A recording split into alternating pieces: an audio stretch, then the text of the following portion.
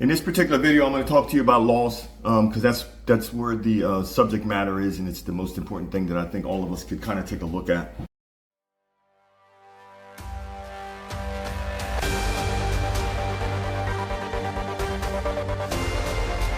One of the things with loss that all of us need to remember and understand is that when you go through the period of loss, generally that represents that you have invested your heart. You've taken your heart and you have invested it in somebody or something. And in the process of investing your heart into that thing, you've gone through a process of not receiving, not reciprocating or getting back what you've invested. And then also it could be the person or the thing that you invested your heart in, there being a loss of that particular thing, whatever it is. So that makes it so that's why it's a hard transition for a lot of people to navigate, because they don't maybe they don't understand the full impact of how much they have invested, because the level of pain that you're going to feel when that thing is lost. And I can give you an example. One of my sons, my youngest son, he had a girlfriend that he was dating on and off for a period of time. She ended up going out one night with her cousin, ended up getting into a car accident. She ended up passing away on the scene. You know, that was a tragic, heartbreaking loss for him, because of he had invested his heart in her. He loved her, this young woman. So when he lost her, it took him a while to transition back into his self, because he believed that she was his soulmate and that they were supposed to eventually be together and so on and so forth. And so when I look at some of the examples that are around my life, I understand that a lot of the losses that we go through a lot of them are transitional, or they're part of a transition that we're supposed to go through. And some of them are things that we have to understand, that sometimes people may not be with us forever. As much as we love them, as much as we appreciate them, and as much as we want them to be, they may not be with us forever. But the thing I want to do is I want to discuss real quick, I'm going to discuss they say that there's 5 stages of grief. Because when you go through a loss, then the next thing that's going to happen is you're going to go through stages of grief. And for everybody, the point that I would want to make is that your stages of grief are going to vary. You're going to go from one stage to the next. You're going to go from one thing to the next. It's not like it's linear, or it's something that's going to be 1, 2, 3, 4, 5, 6, or 7. It's something, and I'm just going to give you the list real quick. And the first thing that most people say is that you go through the stage of denial, where you want to deny the thing that happened. The second stage that people say you'll probably go through is the stage of anger, where you're going to get angry about what happened. Third stage is the stage of bargaining, where it's kind of the perception is that you're going to kind of wish that you could bargain with God and say, oh God, if you can, instead of them not leaving, maybe do this or that or whatever the bargain is. The fourth stage is going to be depression, which is a stage that a lot of times when we're in a depressed state, it's because of a loss. And we might not associate the two together, but a lot of times it's directly connected. The fourth stage would be a stage of acceptance. But what I did was I added a couple stages that I saw personally are affected, or that to me needed to be added to this list. And so the first stage that I have in my list is shock, or to be stunned, because when things happen, like the example I used earlier about my youngest son, when that situation happened, the first stage that he was in a state of shock, where he just couldn't wrap his mind around the fact that she was no longer in existence, or she was no longer alive. And because this young lady I think she was late 20s or early 30. I forget how old she was, but she wasn't like she was, a 50-year-old person or something. She was a younger person. So he was in that state of shock, because when we're in the state of shock, we're in the state of we don't believe, or we can't believe, and we can't wrap our mind around what just happened. And because we're in that state of shock, the thing that I would say is that a lot of times, just because people say that acceptance is one of the last stages, I believe that acceptance is should be one of the first stages, because when you're in a state of shock, you still have to get to a point throughout this process where you start accepting, even if it's a small percentage, that you're accepting that this person is no longer with you, which will lead you to that stage of denial, where you're no longer denying that this person is no longer with you, or this situation is no longer going to be successful, or this relationship is over. You're starting to So that's why I think that instead of acceptance being one of the last stages, I think the stage of acceptance starts almost from the very beginning, right after shock. Right after you go through that place of where you're in shock, you have to start accepting certain things. You have to start accepting that, you know, this person has passed away, that this relationship is no longer in existence, that this person maybe never even loved me. You got to accept that, you know what, this business is not so I'm not no longer supposed to build this business.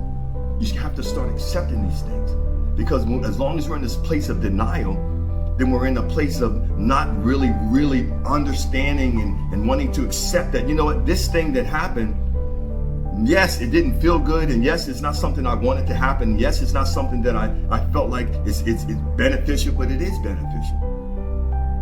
Because it's working out. There's things behind the scenes that you don't understand or even know that it's working out for you.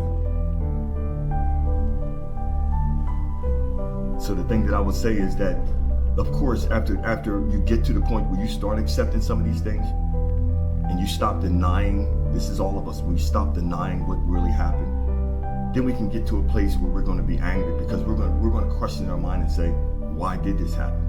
Especially if it was something like a senseless act. Why did this happen? This is the natural progression that we go through. Anger. One of the things that I would tell any man that's going to watch this video is that you have to be careful as a man that you don't stay in the place of anger.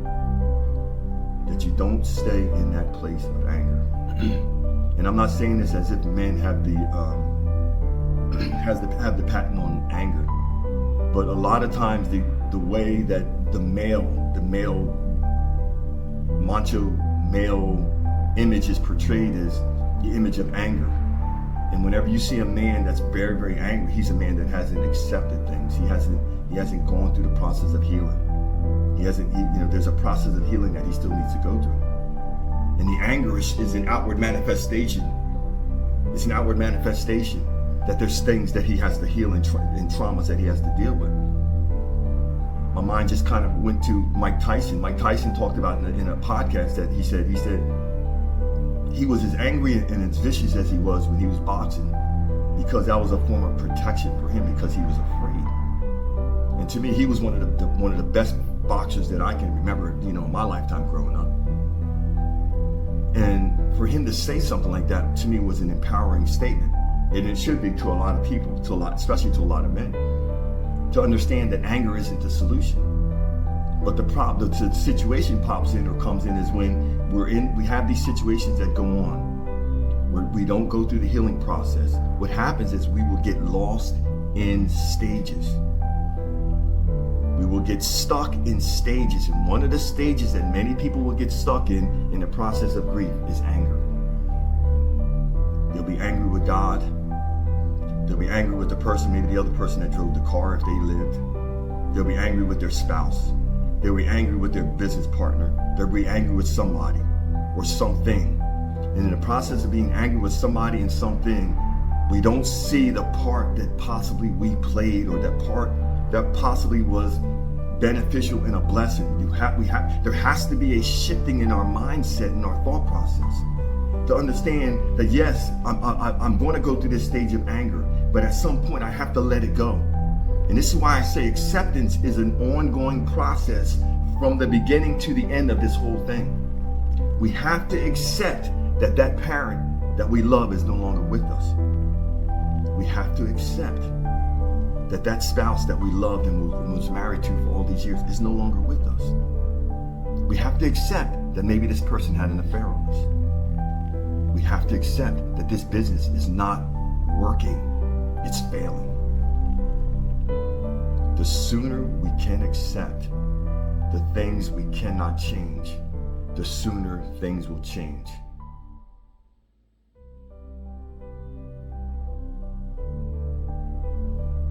We have to accept the things that we cannot change. There's certain things that are outside of our control. We don't know when something's going to happen or not happen. This is why we have to value the moments that we have. The next stage that most people go after the anger stage, they say, is bargaining, where they want to bargain with God concerning the situation that happened. God, if you do this, I'll do that. If you do this, I would have done that. But see, the thing that we don't realize is we don't know somebody's life path or their story or their span or their reason for their existence. There's things that we are supposed to learn from certain people throughout life. And once they've taught us those lessons, sometimes, and it's not that they're a bad person. Sometimes it's time for them to go to their next phase as well as us go to our next phase. We cannot, and I would suggest to you that you don't look at things as failures, but as transitions and understandings. Understand that your loss was a transition. It's a transition, and yes, the new transition might be tough and it might be a little difficult, but it's for your benefit. It's for your good. That's why you have to go back to the acceptance part of acceptance. That's why I started with acceptance. After you're shocked, after you're shook, it's a process of us accepting these things. Because these things, when we start accepting them, then we can get to a place where we can understand that, it's okay to be angry. We're going to go through a phase of anger. It's okay to bargain with God and say, God, I wish you had done this and done that. And in the process of that, you're going to go through depression. And I'm saying this as a person who went through these stages. Because I went through a 6-year period of losing the only thing that I did not lose was my health. I lost a business that I built for 20 years. I had financial losses. I had a lawsuit with a business partner of myself, me and my business partner, where someone was trying to sue us for $2 million. We ended up winning the case, but we lost so much finance in the process of fighting this case. So much time, so much energy, so much effort, all behind a lie. So the thing I'm saying is that you may go through a stage of depression. The thing I'm going to tell you about depression is depression does not look the same for everybody. When I went through my stage of depression, I didn't even know I was in the stage of depression. Because in my mind, depression was something that I know I was the person that would never experience. Because of who I am in the background I came from and how I felt like at that time before I went through it, that you got to be weak mentally to go through depression, and because you have all these concepts in your mind about something until you actually go through it, and then once you go through the experience, then it wakes you up. But the situation was because I was getting hit with so many things at one time, of financial issues, lawsuit, situations going on in my relationship, so on and so forth.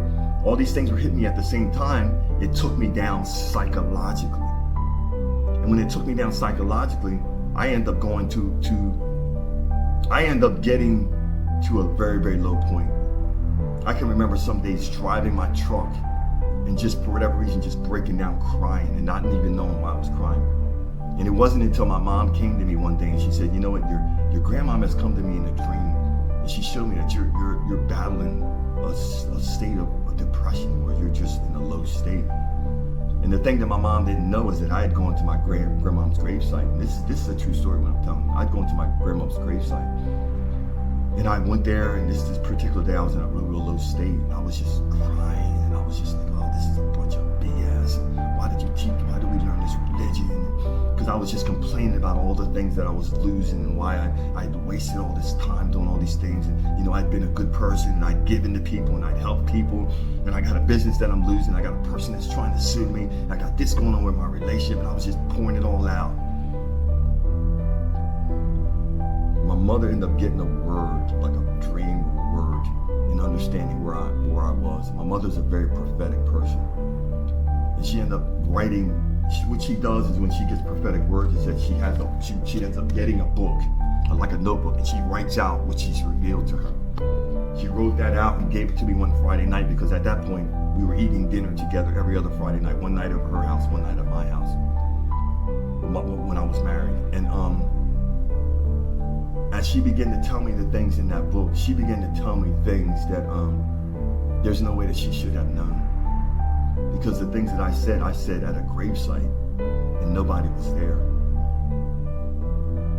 At that stage in my life, I no longer believed in God.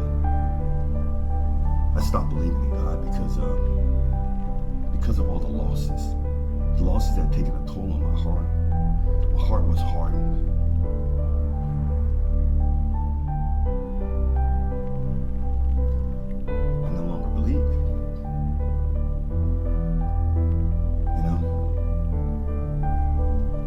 about depression is I didn't realize I was in a state of depression until my mom told me. Because I was still getting up going to work every day. I was still doing all the normal things that everybody does.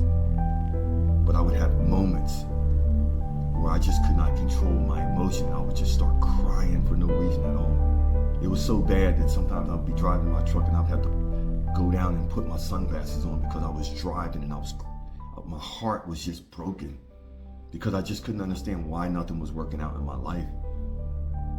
And I was a person that my only agenda was to try to do things to help people and my heart was towards people.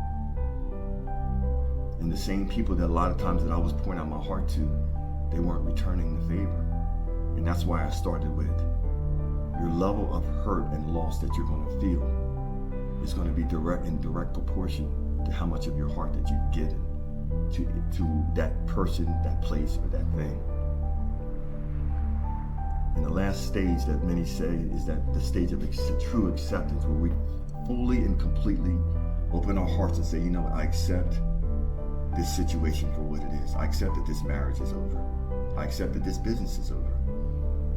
I accept that my loved one has lost their life. And because I accept that, when we get to that stage of acceptance, then we're going to get to a place of revelation. We're going to get revelation and insight as to why this particular situation happened. But before we can get to that situation and get to that revelation, we got to get to the place of acceptance. We have to learn to accept the things that we cannot change. There's many things that are going on in our lives that we can't change them. As much as we might want to, we do not have the power to change it. Only God can. Thank you for watching. Like, subscribe, and share the video. Subscribe to the channel. Appreciate you. Thanks a lot.